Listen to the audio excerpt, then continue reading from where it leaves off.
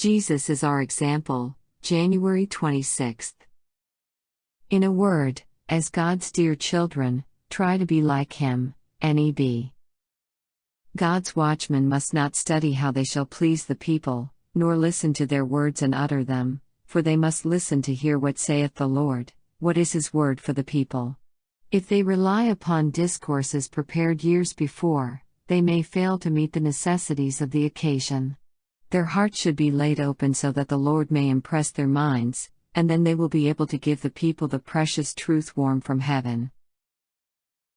There is altogether too little of the Spirit and power of God in the labor of the watchman. The Spirit which characterized that wonderful meeting on the day of Pentecost is waiting to manifest its power upon the men who are now standing between the living and the dead as ambassadors for God. The power which stirred the people so mightily in the 1844 movement will again be revealed.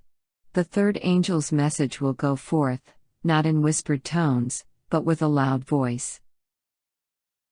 Many who profess to have great light are walking in sparks of their own kindling.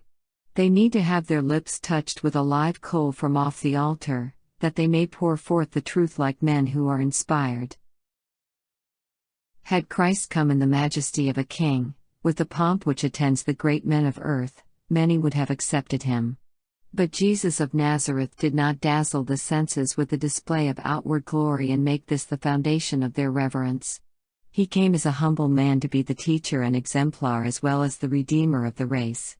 Had he encouraged pomp, had he come followed by a retinue of the great men of earth, how could he have taught humility?